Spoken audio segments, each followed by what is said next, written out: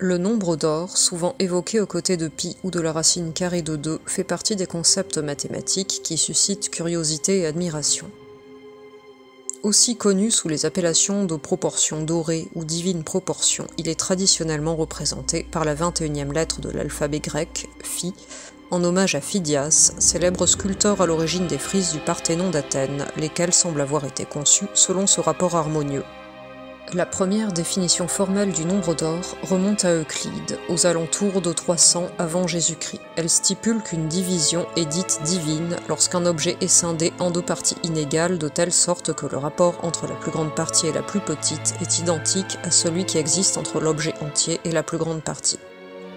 Cette propriété mathématique donne naissance à une valeur numérique approximative de 1,61, un nombre irrationnel au sens où sa représentation décimale est infinie et ne présente pas de motif répétitif. Contrairement à pi, le nombre d'or est cependant constructible. Il est possible de le représenter géométriquement à l'aide d'une règle et d'un compas.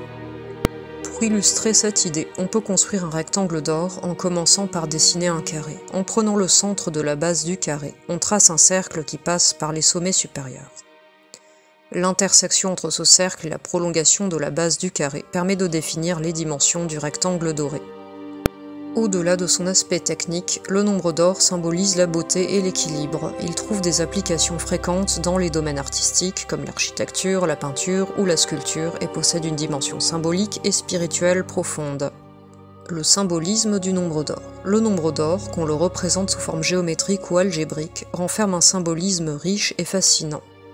Il traduit une forme d'harmonie qui va au-delà des simples rapports numériques ou des divisions classiques.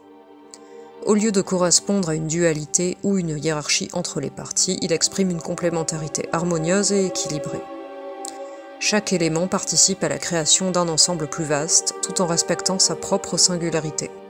Le nombre d'or évoque également l'infini, la créativité, le mouvement énergétique, l'enchaînement des causes et des effets, la spirale, symbole de croissance et d'évolution. La spirale d'or, basée sur des rectangles dorés successifs, incarne cette idée d'une croissance harmonieuse tant dans la nature que dans les arts. L'importance du rapport 3-5. Le rapport approximatif 3-5 est une autre forme d'expression du nombre d'or. Les chiffres 3 et 5, dans ce contexte, symbolisent une centralité qui transcende la dualité. Ils évoquent la trinité ou la quintessence, principe d'équilibre universel qui sous-tendent la cohésion du monde.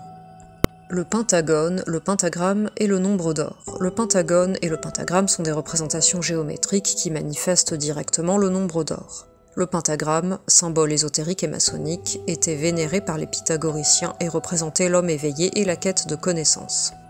À chaque fois qu'un pentagone est inscrit dans un pentagramme ou qu'un pentagramme est à l'intérieur d'un pentagone, le nombre d'or se répète indéfiniment, illustrant ainsi un concept d'infinité imbriqué.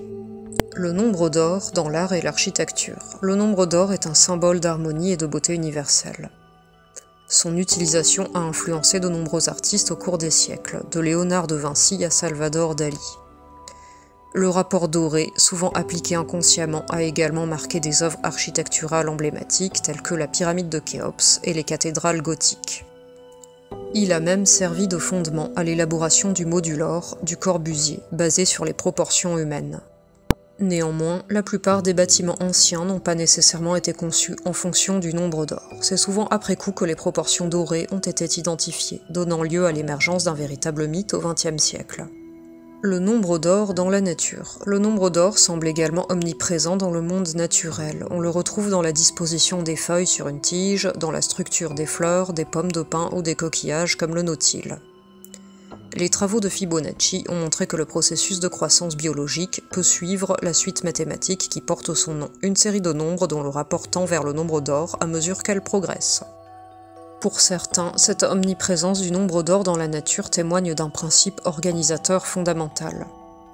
Pour d'autres, cette corrélation est davantage perçue comme une illusion, une interprétation humaine projetée sur les phénomènes naturels. Interprétation spirituelle du nombre d'or. Le nombre d'or possède aussi une dimension spirituelle. Dans son ouvrage De Divina Proportione, Luca Pacioli associe ce nombre à un savoir caché, fondement des arts et des sciences. Représentant une proportion universelle, le nombre d'or est parfois perçu comme l'expression du divin, symbolisant l'harmonie et l'ordre cosmique. Bien qu'il puisse être tracé et mesuré, le nombre d'or reste insaisissable dans sa pleine signification, et ce mystère renvoie à l'énigme de la création universelle. Le nombre d'or est bien plus qu'une simple relation mathématique. Il interroge les fondements mêmes de l'harmonie dans la création, la relation entre les parties et le tout, et la façon dont la causalité se déploie dans l'univers.